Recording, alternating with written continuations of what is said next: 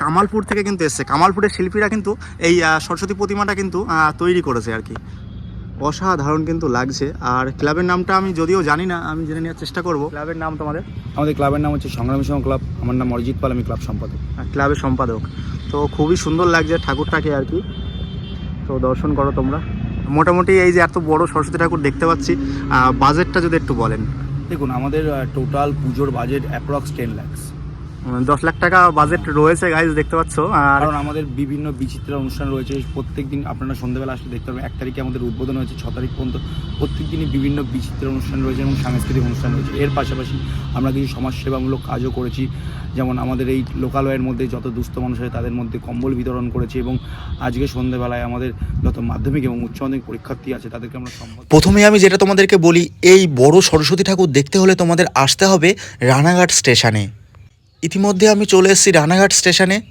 রানাঘাট স্টেশনের 1 নম্বর প্ল্যাটফর্মের দিকে যেতে হবে, অথবা দেখতে পাচ্ছ 2 নম্বর এবং 3 নম্বর স্টেশনের মাঝখান দিয়ে দেখো একটা আন্ডারগ্রাউন্ড রয়েছে। এই আন্ডারগ্রাউন্ড দিয়ে আমি বাইরে বেরিয়ে চলে আসলাম। এই যে এই দিকটা দিয়ে বেরালাম, আর সামনেটা থেকে কিন্তু আমি টোটো কিন্তু পেয়ে যাব। আর যেখানে বড় সরস্বতী ঠাকুরটা হচ্ছে সেই জায়গাটার নাম হচ্ছে পাটুলি বেগোপাড়া। আমি এখন বেগোপাড়ার দিকে যাব। হ্যালো, হাই, নমস্কার, কেমন আছেন সবাই? আশা করি আপনারা অনেক অনেক ভালো আছেন। দা হিমু ভাই ইউটিউব চ্যানেলে আপনাদের সকলকে স্বাগত জানাই। আজ গাইজ সরস্বতী পুজো, আমি চলে এসেছি রানাঘাটের পাটুলিতে। আর রানাঘাটের পাটুলিতে মোটামুটি কিন্তু একটা বড় কিন্তু একটা সরস্বতী ঠাকুর আমরা দেখতে পাবো আর কি। আর তোমাদেরকে দেখানোর চেষ্টা করব। জয় জয় দেবী চরাচর সারে, কুচযুগ শোভিত মুক্তাহারে, বিনা রঞ্জিত পুস্তক হস্তে, ভগবতী ভারতী দেবী নমস্তুতে। আর রানাঘাটের পাটুলিতে চলে এসেছি। আর এই হচ্ছে গাইজ একটা বড় মাপের কিন্তু সরস্বতী প্রতিমা। অসাধারণ কিন্তু লাগছে, আর তোমাদেরকে দেখানোর চেষ্টাও করছি। আর এটা হচ্ছে কিন্তু রানাঘাট পাটুলি আর কি। এই দিক থেকে কিন্তু রানাঘাট স্টেশন চলে গেল, আর ওই পাশটা কিন্তু বেগোপাড়া রয়েছে। বেগোপাড়াটা পার করলেই কিন্তু রানাঘাট কিন্তু পাটুলি। আর পাটুলিতে আসলেই তোমরা দেখতে পারবে একটা বড় কিন্তু সরস্বতী প্রতিমা আর কি। সরস্বতী মহাভাগে বিদ্যা কমলে লোচনে, বিশ্বরূপে বিশালাক্ষী বিদ্যাং দেহি নমস্তুতে। এত বড় সরস্বতী ঠাকুর কিন্তু আমি এই সর্বপ্রথম দেখছি। আর এটা বিশ্বের সবথেকে বড় সরস্বতী কিনা জানি না, কিন্তু আমাদের রানাঘাট তল্লাটে কিন্তু সবথেকে বড় সরস্বতী এবছর কিন্তু তৈরি করেছে, দেখতে পাচ্ছ। আর এটা কিন্তু এটা বলা যায় আর কি কামালপুর থেকে কিন্তু এসছে। কামালপুরের শিল্পীরা কিন্তু এই সরস্বতী প্রতিমাটা কিন্তু তৈরি করেছে আর কি। অসাধারণ কিন্তু লাগছে। আর ক্লাবের নামটা আমি যদিও জানি না, আমি জেনে নেওয়ার চেষ্টা করব। ইতিমধ্যে গাইজ আমি পেয়ে গেছি সংগ্রামী সংঘের এক সদস্য, তার মুখ থেকে শুনে নেব এই সরস্বতী ঠাকুর সম্পর্কে আর কি।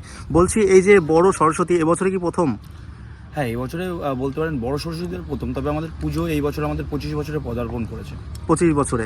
তার মানে এটা হচ্ছে রজক জয়ন্তী বর্ষ আর কি। আর এত বড় ঠাকুর আমরা রানাঘাটের বুকে দেখতে পাচ্ছি। রানাঘাটে বলো কোনোদিন বলো এত বড় ঠাকুর হয় না। এটা বলতে পারেন রানাঘাট না, নদিয়ার মধ্যে একটা বৃহত্তম ঠাকুর, সেটা আমরা দাবি করে বলতে পারি। কারণ নদিয়ার মধ্যে এত বড় ঠাকুর হয়তো এখনো পর্যন্ত কেউ তৈরি করতে পারেনি সরস্বতী ঠাকুর। এই যে বড় সরস্বতীর চিন্তাভাবনাটা কোথা থেকে আসলো? দেখুন, বড় সরস্বতীর চিন্তাভাবনা আমরা একটা দুর্গাপুজোর পরেই নিয়েছিলাম, যে আমরা মানুষকে যদি একটা বাংলার বৃহত্তম সরস্বতী বন্দনা উপহার দিতে পারি তো মানুষের হয়তো ভালো লাগবে। তো সেখান থেকে একটা চিন্তাভাবনা আসে।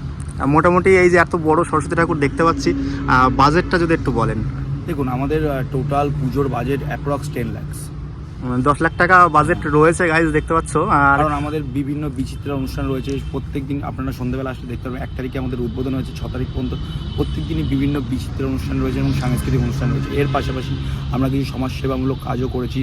যেমন আমাদের এই লোকালয়ের মধ্যে যত দুস্থ মানুষ আছে তাদের মধ্যে কম্বল বিতরণ করেছি এবং আজকে সন্ধ্যাবেলায় আমাদের যত মাধ্যমিক এবং উচ্চ মাধ্যমিক পরীক্ষার্থী আছে তাদেরকে আমরা সংবর্ধনা জ্ঞাপন করা হবে। তারপরে এই যে এত বড় সরস্বতী, আমি তো দেখে তো অবাক হয়ে গেছি। আর খুব সুন্দর হয়েছে। আর এটা কি কামালপুরের শিল্পীরা কি তৈরি করেছে? একদমই তাই, কামালপুরের শিল্পীরা আমরা এখানে বানিয়েছি কামালপুরের শিল্পীদের দিয়ে। কটা দিন ঠাকুর থাকবে আর কি? কতদিন মানুষ দর্শন করতে পারবে? আপনি 6 তারিখ পর্যন্ত ঠাকুরটা দর্শন করতে পারবেন, কারণ 1 তারিখ আমরা উদ্বোধন করেছি। আর দেখুন, পরবর্তীতে মাধ্যমিক উচ্চ মাধ্যমিক পরীক্ষা আছে সেইগুলো আমাদের মাথায় রাখতে হবে। প্রশাসনিক কিছুটা চাপ থাকে, সেই জিনিসগুলো মাথায় রাখতে হবে। তবে হ্যাঁ, প্রশাসন আমাদেরকে খুব সহযোগিতা করছে এখনো পর্যন্ত। এই জন্য আমরা প্রশাসনের কাছে খুব খুব খুব থ্যাঙ্কফুল। আর হচ্ছে আজকের অনুষ্ঠান কি আছে? আজকে যেহেতু সন্ধ্যেবেলায় আমাদের একটা দারুণ নৃত্যানুষ্ঠান রয়েছে এবং তার পাশাপাশি রয়েছে মাধ্যমিক উচ্চ মাধ্যমিক পরীক্ষার্থীদের সম্বর্ধনা যাবে। আর কালকে রয়েছে আমাদের এক দারুণ বিচিত্র অনুষ্ঠান এবং তারপরের দিনও রয়েছে এক দারুণ বিচিত্র। প্রতিদিনই একটা অনুষ্ঠান লেগেই রয়েছে। প্রত্যেকদিন আমাদের 1 থেকে 6 তারিখ পর্যন্ত প্রত্যেক দিনই আমাদের একটা বড় বড় আর্টিস্টদের নিয়ে এসে বিচিত্র অনুষ্ঠান রয়েছে। আর বলছি যে এই যে কতদিন দর্শন করতে পারে মানুষ? 6 তারিখ পর্যন্ত। 6 তারিখ পর্যন্ত। তো ক্লাবের নাম তোমাদের? আমাদের ক্লাবের নাম হচ্ছে সংগ্রামী সংঘ ক্লাব। আমার নাম অরিজিৎ পাল, আমি ক্লাব সম্পাদক। ক্লাবের সম্পাদক। তো খুবই সুন্দর লাগছে ঠাকুরটাকে আর কি, তো দর্শন করো তোমরা। বলছি দাদা যে দর্শনার্থীর উদ্দেশ্যে কি বলতে চাও? হ্যাঁ, দর্শনার্থীদের উদ্দেশ্যে আমাদের একটাই বার্তা থাকবে, আপনারা আসুন এবং আমাদের এই ক্ষুদ্র প্রচেষ্টাটিকে একবার এসে দেখে যান এবং আপনাদের সহযোগিতা তো একান্তভাবে কামনা করে সংগ্রামী সংঘের প্রত্যেকটা সদস্য এবং সদস্যবৃন্দ। আর একটা রিকোয়েস্ট সবাইকে, রাস্তার উপর গাড়িটা রাখবেন না, কেননা ন্যাশনাল হাইওয়ে তো যখন তখন দুর্ঘটনা ঘটতে পারে। তো আপনারা মাঠের মধ্যে গাড়িটা নিয়ে আসুন, আমরা পার্কিংয়ের ব্যবস্থা করেছি সন্ধ্যেবেলা, তো আপনি এসে গাড়িটা পার্কিংয়ে রেখে ঠাকুর দর্শন করুন। আচ্ছা, হ্যাঁ, যেটা আমার দাদা বললেন, তো যেহেতু আমাদের সামনে দেখছেন ন্যাশনাল হাইওয়ে, তো একটা দুর্ঘটনা যে কোনো সময় ঘটতে পারে, এই জন্য তাদের কথা মাথায় রেখে সংগ্রামী সংঘ ক্লাব প্রত্যেকটা দর্শনার্থীর জন্য করেছে ফ্রি পার্কিং জোন। এই জন্য আমরা মানুষকে বলবো, আপনারা আসুন, আমাদের ফ্রি পার্কিং জোনটা ব্যবহার করুন।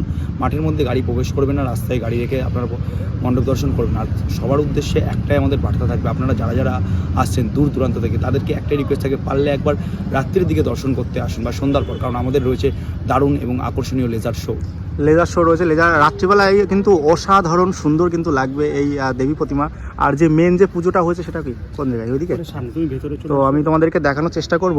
এটা হচ্ছে বড় সরস্বতীর পাশাপাশি কিন্তু আরেকটা সরস্বতীকে কিন্তু পূজিত করা হয়েছে। যেহেতু এত বড় সরস্বতীরা করে পুজো করা কিন্তু সম্ভব নয়, আমি তোমাদেরকে দেখানোর চেষ্টা করব। এই যে প্রতিমাটা দেখতে পাচ্ছ, এই মাকেই কিন্তু পূজিত করা হয়েছে। দেখতে পাচ্ছ পুজো কিন্তু কমপ্লিট হয়ে গেছে, আর অসম্ভব কিন্তু সুন্দর লাগছে। আর মা কিন্তু রয়েছে একদম পুরো সাদা বেশে, যেহেতু সরস্বতী বিদ্যার দেবী।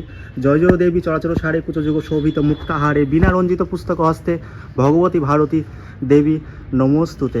সরস্বতী মহাভাগে বিদ্যা কমললোচনে বিশ্বরূপে বিশালাক্ষী বিদ্যাং দেহি নমস্তুতে। তো মাকে শতকোটি প্রণাম আমার তরফ থেকে। আর মাকে যারা যারা দর্শন করছো, ভিডিওটা শেয়ার করে দাও। এই ভিডিওটা তোমাদের কেমন লাগলো তোমরা সবাই জানিও। আর এখনো যারা আমার চ্যানেলটা সাবস্ক্রাইব করো, তাদেরকে বলো আমার চ্যানেলটা সাবস্ক্রাইব করো, লাইক করো, কমেন্ট করো এবং দেখতে থাকো আমি কোথায় যাই আর কি করি। দেখা হচ্ছে পরবর্তী একটা ইন্টারেস্টিং ব্লগে। আপাতত বাই, তোমরা সবাই ভালো থেকো, টাটা গাইস।